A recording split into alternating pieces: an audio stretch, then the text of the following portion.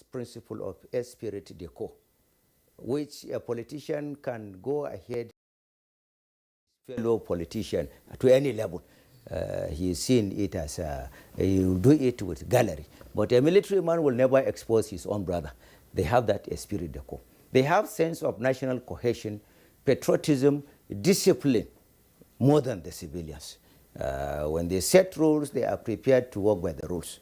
But politicians, a politician interest is just to win election, exploit whatever he can wish out of the election, perpetuate himself, and then strategize against the next election. And that is the reason why we are, all these problems we are having in the country. People mistake politicians for leaders. There's a sharp difference between a politician and a leader.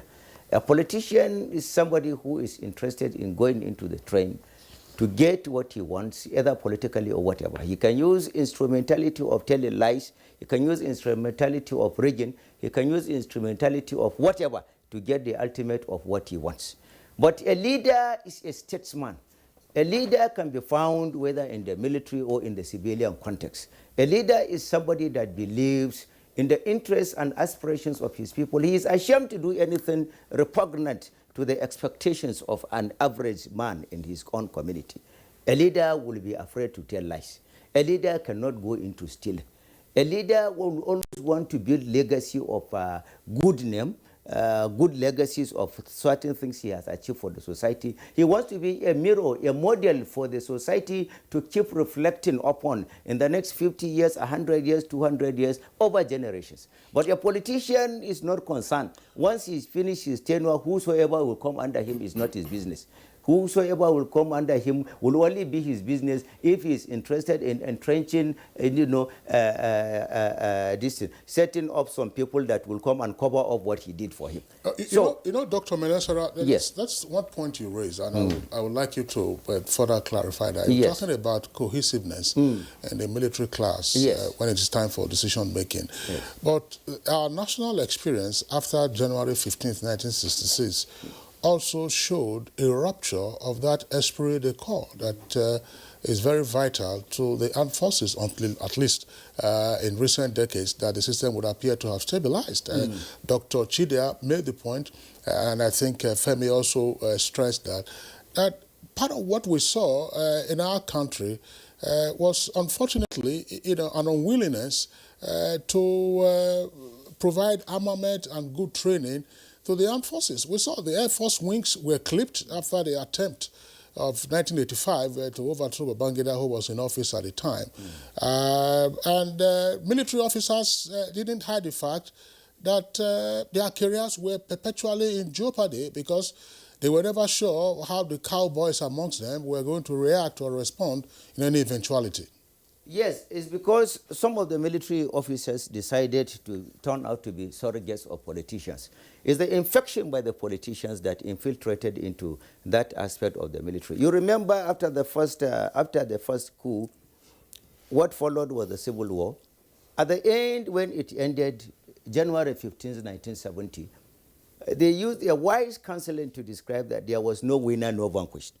And then they came with various policies of national integration, and you take it, you give it to their credence. All the entrenched infrastructure, greater number of them, were entrenched by the military for the nation. And apart from that, the military came, greater number of the politicians that the military were trying to hand over to kept accusing one another, giving the military men the excuses to keep coming periodically. So it is the credit I will say I will give to the civilians now for even keeping the democratic space up to this length period of time. And then greater number of, for example, take the government of President Muhammadu Buhari. More than any other government in Nigeria's history, it has given out money for raising up the working conditions as well as purchase of equipment, arms and ammunition for the military. But unfortunately, the civilians are the ones to manage it, not the military men. The civilians are the ones to manage it. So where you see failure to really bring about equipments and other things, the kind of money we have voted out for the upgrade of the military is really colossal. But We're still grappling with the problems of insecurity. Nobody even knows when it will end. To such an extent that we have drafted the military into the civil crisis arena, which is supposed to be within the control of the police. And that in itself is eroding the degree of the confidence the people are having in the military, and is eroding the professionalism aspect of the military. The military are to come when it reaches its highest height. And certain fundamental things that are supposed to be done, for example, issue of the number of the armed forces we are having. The totality of the military and the police are not up to 1 million in Nigeria. For a country of 210 million Nigerians, what magic can they perform when over half of this number are there securing the VIPs? Another half there are securing the strategic institutions of government and multinational corporations. So secondly, the weaponry aspect is another thing. When you look at, for example, the type of weapons that were used during the Civil War, especially by the Biafran soldiers, when you have a look at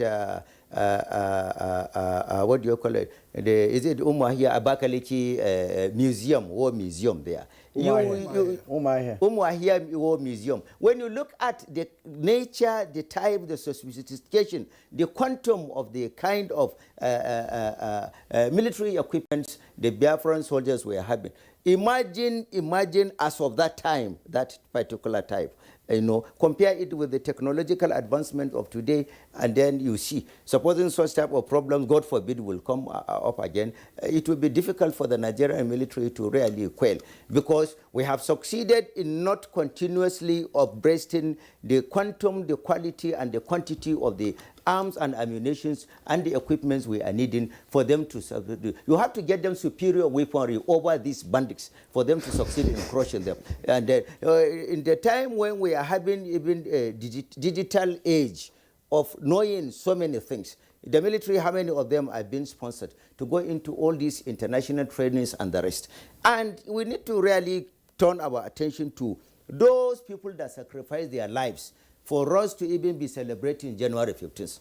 Immediately after the war, we said no winner, no vanquished. Agreed, so many of them were reintegrated back into the army. Kudos to Chief Olusegun Obasanjo, then the general. He was the one that brought them before General Gowon as the head of state, and they were given state pardon and reintegrated. But since then, what efforts have been made to really appreciate and recognize their gallantry? So many of them ended up like that without any recognition, and the rest. So many of them lost their lives. So many of them they ended up in a very sorry career. There are some of them actually that got recognized, but the recognition was more political than professionalism. For example, somebody like General T.Y. Danjuma, let General Hassan Usman Katsina, let General Murtala Mohammed, General Ibrahim Babangida, Olusegun Obasanjo himself. These people really fought gallantly. But I expected by now the nation should appreciate them, different from the political space. For example, the National Defense College. For example, the Nigerian Defense Academy. For example, the Nigerian Army Corps College. For example, the Eagle Square. Some of these places should be named after them for sacrificing their lives towards national unity, national integration, national cohesion. General Gowon in particular. Yes. Dr. Benasara, good analysis, you have made there,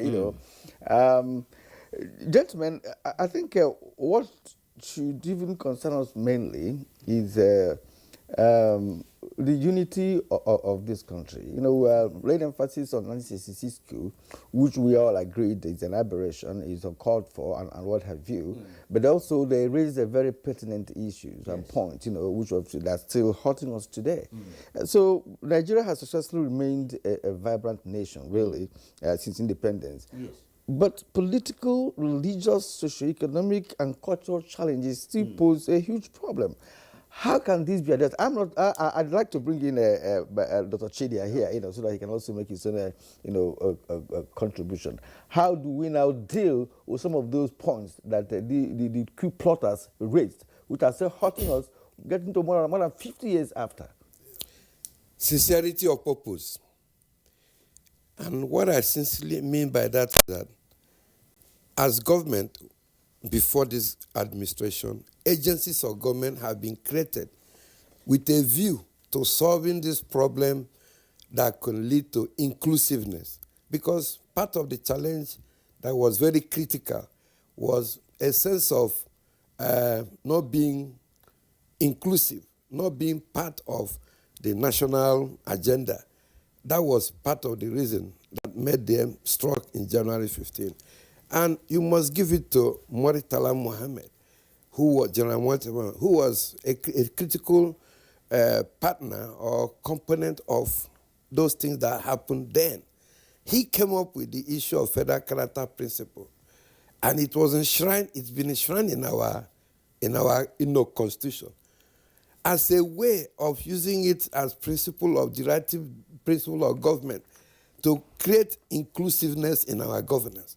To what extent are we using that very principle that is in Constitution to create an environment whereby we all have a sense of belonging? So long as we create these agencies, we don't ensure that they are functioning optimally. They are there. So we are not living true to the spirit that led to the unpatriotic. They said they were patriotic, but I want to think they were unpatriotic by striking and creating the mayhem that they created. So we look at it that way. The corruption we are all talking about, it was about 5%. But now, I don't know whether we are still talking about... They said 10% at the time. I mean, 10%. They refer to them as 10%. 10% at that time. So I don't know what percent where we are now. So you find out that, again, if we could make sure that these funds of government as appropriated are utilized, if it's to build the railway, you find the railway working, like we now have the railway working. If it's to do the road, you find that the roads are being made as we find them now, but not when the funds are appropriated. The establishment will not be operational, and so the corruption becomes more and more deep-rooted. So I am grateful that we are doing something in the area of equipping the military under this very present administration. I think those are the responsive things that we need to do, so that we can learn the lessons and then move away from just analyzing this thing and leaving it to be the way it is. All right, thank you very much, Dr. Chidia, and the other guests who are still with us for this conversation. We're taking a short break now. When we return, we continue.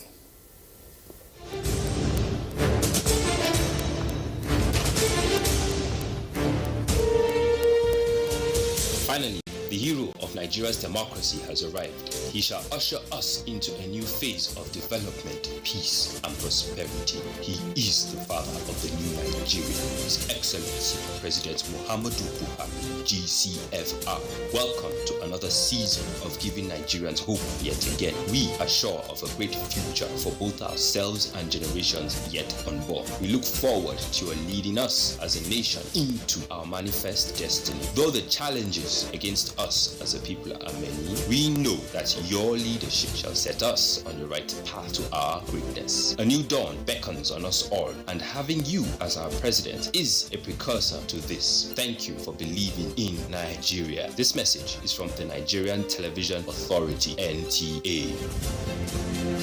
Since coming into office in 2015, the Buhari administration has recorded unprecedented achievements in all sectors, especially in the provision of infrastructure, which is the key to economic growth. Never in the history of this country has any administration done so much with so little. Recall that when this administration came into office, the price of crude oil, which provides for 80% of Nigeria's budgetary revenues and 95% of foreign exchange earning, dropped drastically, thus reducing the amount of resources available to the federal government. In spite of this, the administration has continued apace with massive infrastructure developments. This message is from the Federal Ministry of Information and Culture.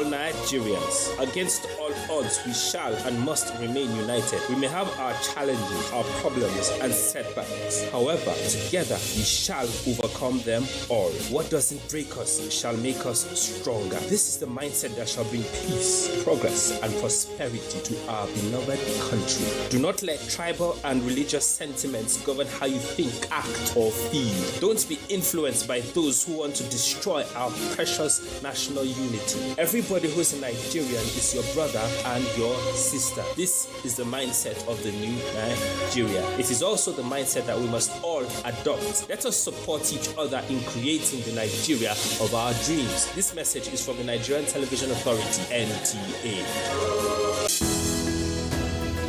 The Council of Our Fathers. My advice to these young people is please do not take us back to those harrowing days. You probably do not know what it is.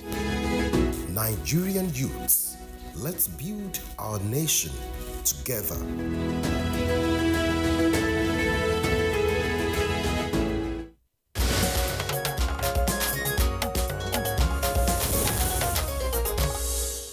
All right, you are welcome back, and it's still Good Morning Nigeria, live on Africa's largest television network, the Nigerian Television Authority. We still have our three guests with us in the Abuja headquarters studios, and Professor Kabir Mato is scrambling to get his Zoom connection back to us. If he does, of course, we'll bring him back into the conversation.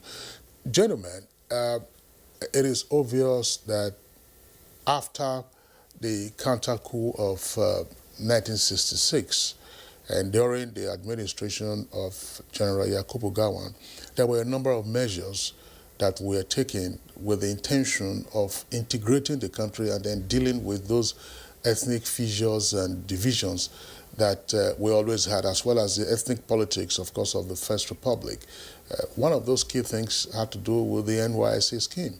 And then we then saw in the 1979 Constitution the inclusion of the federal character principle. Again, Dr. Chidia already spoke about this. But it appears that our national narrative still has the baggage of the memory, if you like, of January 15, 1966.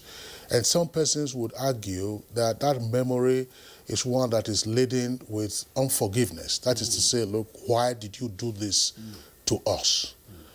Dr. Menasara, if that is so, how can we retrace our steps to that act and then get collective national penance, that's to say forgiveness, about what was a catastrophic and unnecessary event of January 15, 1966, with the killings that occurred in a sectional manner? Well, a fish gets rotten from the head. We have to get evolution of leadership that knows leaders that knows the definition of leadership, first of all. When you have leaders that do not know the definition of leadership, leadership does not mean acquisition of power. You have to look at leadership from the definition of leadership not as a business, but leadership as trust. And then you should get people that know the difference between letters in the Constitution or letters in the law and the practice of those letters.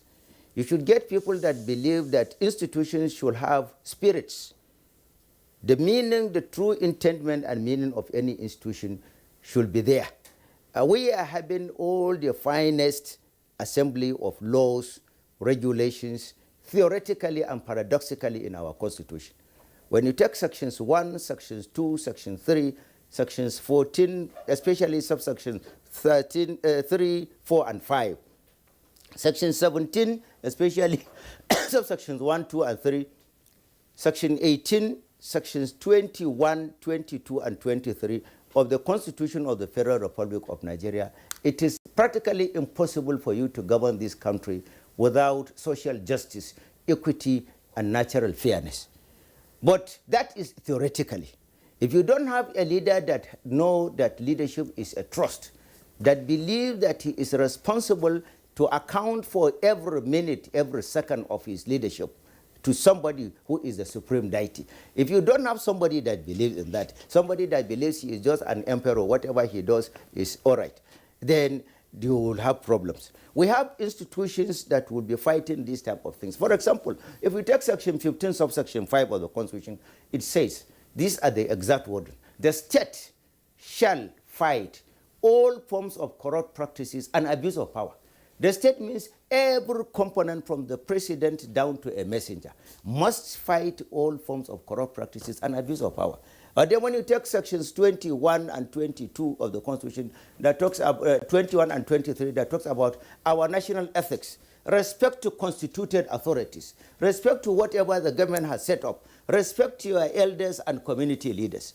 It is when we have this type of reflection, and then when we have leaders that take the entirety of the country as their constituency, bearing in mind that every part of the country, whether it's in the north, in the east, in the west, in the south, every component of Nigeria, the fact that you have sworn with the Constitution of the Federal Republic of Nigeria that you will do justice to all manners of people within the Federation, then you have the onerous burden of trust to ensure that you treat everyone in fairness, in equity, in justice, and in the interest of the collective development of the Federation of Nigeria. All right. It is absence of or deficit of these type of leaders in our polity that is still making this serious gap between the expectations after the January 15, 1966 and the present-day development of Nigeria. Thank you indeed. There are a few words, that you apply. Fairness, equity, inclusiveness, and what have you. But let me just take us a little bit back, because after the 1966 coup, yes, right, General General Aguirre took over power, yes, and brought about unitary government in this country for the yes, first time in the history of the nation. And it does appear that even after we've had the Constitution, 79 Constitution, and all of that, yes, it's still was guided based on unitary arrangement, which has brought us today to this central kind of government. Today, all states across the Federation come to Abuja on monthly basis for federal allocation, yes, and what have you. Yes. Now, people talked about the devolution of power, that it is lacking. Yes. So does it mean that our own type of democracy, it's entirely different from what's obtainable elsewhere? Because everything is centralized. It's still part of the outcome of 1966 coup and what have you. It has lingered. It has also affected governance in Nigerian political system. I want to bring it from an additional here. Is there really need for devolution of powers with respect to, more empowering the subnationals, so that the federal government does not have a very huge burden of trying to see if it can get fairness, if it can get inclusivity and the equity among Nigerians? Thank you. Dr. Chidea spoke about inclusiveness, which is very good. That will come from government, particularly at the federal. But beyond inclusiveness, another thing is purging of ourselves of suspicion. This is one country where we can suspect one another. If there's a statement today announcing appointments, the first thing the average Nigerian will do is, how many are from my region? How many are from my state? How many does the other region have? It's a problem. It's a problem. I recall one day the president gave me a name to announce for a major position. And then I asked him, I said, Mr. President, the person that was removed from this position is from this region. Why didn't you take a successor from that region? The president said, if a search had been conducted and somebody has been thrown up as the best for that position, and I now reject him because of where he comes from and because of his religion, then God will ask me eventually. That is his own mind. But the country is not ready for that. There is too much suspicion in this country. We need to purge ourselves of it. And until we purge ourselves of ethnic, religion, language, and all that, Nigeria will not move beyond where we are. It's a major problem for the country. Inclusiveness is good. That will come from government in terms of appointment, in terms of those they bring to work with them to do certain things. Let there be military promotions today, the first thing we will look at, I as a Yoruba man, I will say, how many Yoruba officers are there? Not knowing that, not recognizing that it's a professional force. And you just have to promote based on competence and capacity. The next question they will ask is, are you saying that there are no competent people in my own area? It's a major problem for Nigeria. And until we purge ourselves of it, Nigeria will find it difficult to go beyond where we are. Coming to your question directly, devolution of power to the subnationals is very important, because it is one way to ensure inclusiveness we are talking about, and it is another way to reduce this national suspicion when you devolve more powers to the subnationals, believing that those there are closer to the people and they will do social justice. So if that happens, yes, Nigeria is on the way forward. Femi, thank you very much. I know that, of course, the tension between true federalism and unitarism, which Decree 34 brought about in 1966 following the coup, is one that we continue to grapple with. We recognize that we can't possibly exhaust all the ramifications of this conversation today, so it's something that we may have to return to. But I would like Dr. Chidera to, again, take several steps back to that event of January 15, 1966. All the suspicion that we talk about today, the fear of domination, and more importantly, if you like, the lingering unforgiveness about the sectional killings of prominent leaders. For the benefit of the younger ones who may not have known about this, the Prime Minister of the country at the time, Tafawa Balewa, his lifeless body was discovered along the old Lagos-Abeokuta road. And that discovery was made and reported by Chief Segun Oshoba, one of Nigeria's very prominent journalists. Okotiebo, Festus Okotiebo Omimiejo, who was then Minister of Finance, was butchered. And of course, Sir Ahmadu Bello was killed in Kaduna. So people continue to say, look, why did you do this to us?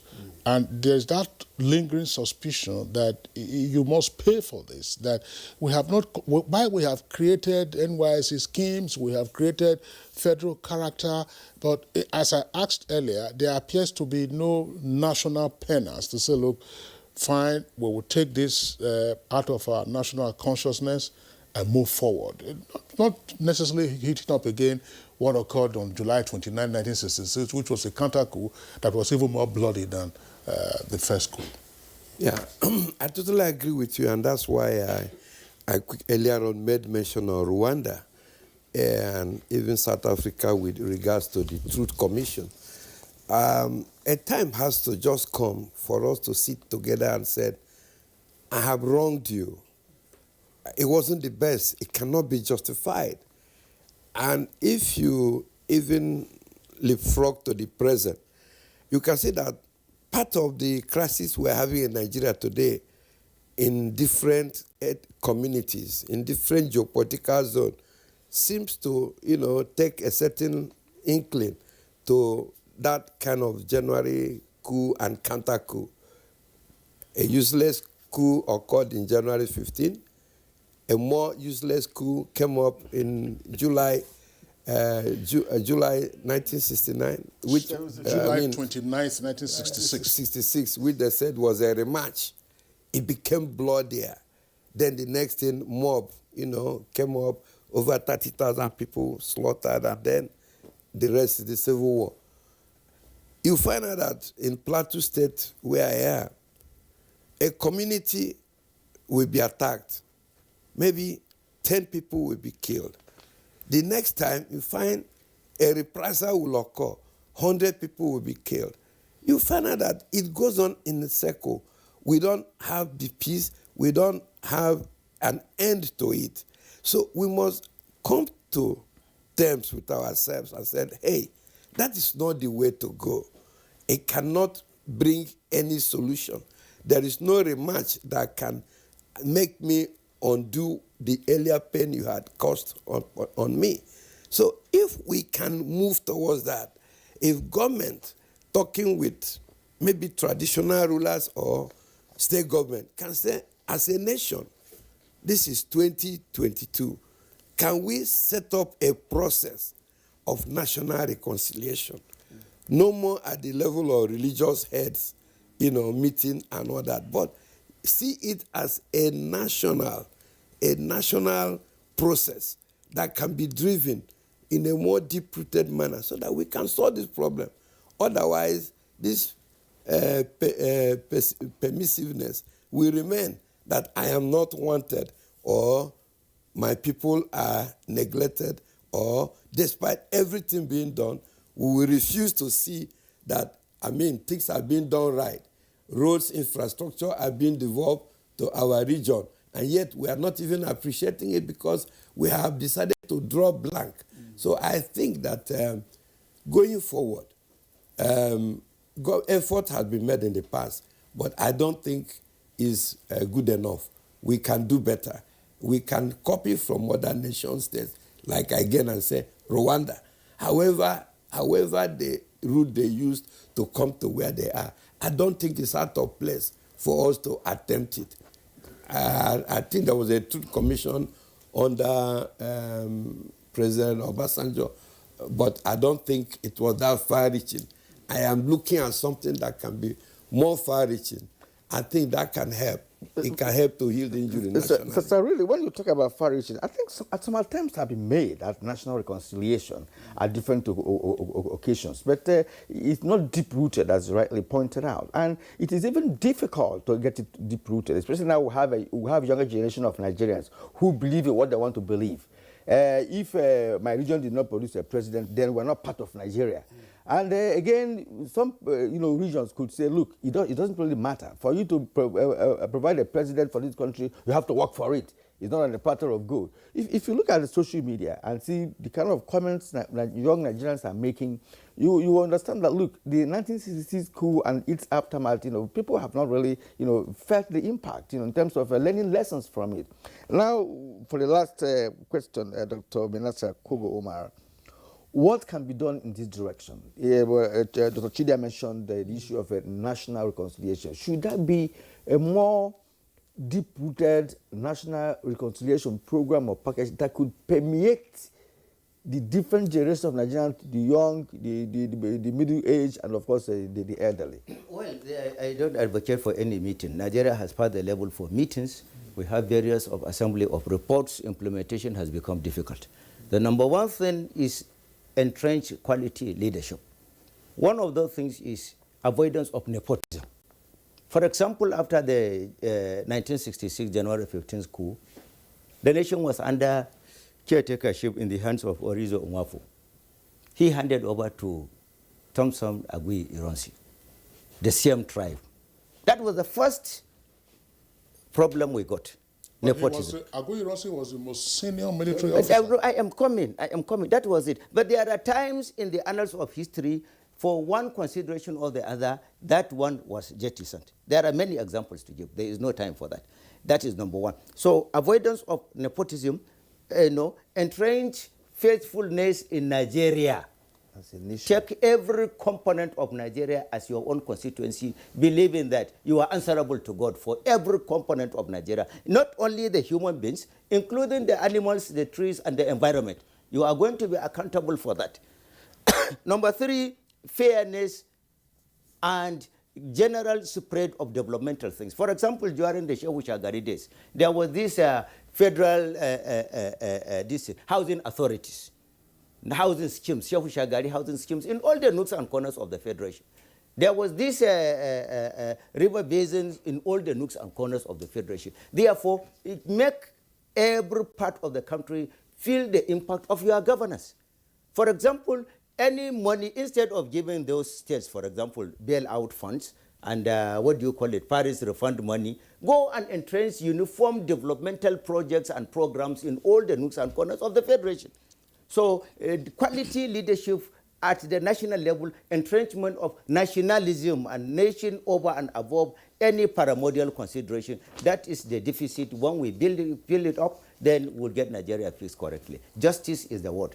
All right. Thank you very much, Dr. Menansara. Gentlemen, we, of course, have to wrap it up at this point. And just to indicate again that the civil war which broke out in 1967 and ended in 1970 was directly linked to the event of January 15th, 1966. Now, at the end of the Civil War, the then military government enunciated what they called the 3 R's, rehabilitation, reconstruction, and reconciliation. We're still dealing with that third leg of reconciliation, which is where the comments by our guests have popped up. We'd like to thank all our guests for being here with us on the program today. Professor Kabir Mato, political analyst via Zoom, made his contributions before we lost him to cyberspace. Professor Mato, thanks a lot. Here in the studios, Femi Adesina, special advisor to the President on Media and Publicity. We appreciate your being around. Dr. Chidi Amadwekwe, Managing Director of Nigeria Film Corporation. We thank you for your insights and candor. Also, Dr. Menasera Kogo Umar, International Analyst on Democracy and Nation Building. Deep thanks for being with us this morning. And God keep Nigeria united. All right. Okay. And, that's Good Morning Nigeria. We're supposed to take 1 or 2 segments, I believe. Yeah, if we have time for sports. Yeah, if we have sports or foreign, we'll go ahead. Let's take foreign now. The Sudanese police announced that one of its generals had been killed on Thursday in Khartoum while protecting the protesters. Sudan has been plunged into violence since General Abdel Fattah al-Burhan led a coup on 25th October last year. Sudanese security forces fired tear gas at thousands of anti-coup protesters in Khartoum Thursday, reigniting the violence days after the UN-sponsored dialogue. Between the different camps, the UN has been trying to get all the Sudanese actors back to the negotiating table for weeks. The Association of Sudanese Professionals, which played a key role in the anti-Bashir protest, has completely rejected such talks, while the Forces for Freedom and Change, the main civilian political bloc, has demanded guarantees that such a dialogue does not seek to legitimize the new regime born out of the coup. Meanwhile, U.S. President Joe Biden has announced his administration's procurement of 500 million additional rapid COVID-19 tests to better tackle the spread of the Omicron coronavirus variant, which is straining hospitals and overwhelming healthcare workers. In Europe, France will no longer require proof of an essential reason for travelers from the United Kingdom, and it will lift a requirement to self-isolate upon arrival. The decision comes as French teachers launched a strike over the government's chaotic virus strategy for schools, and the Senate approved a controversial vaccine pass to access public places.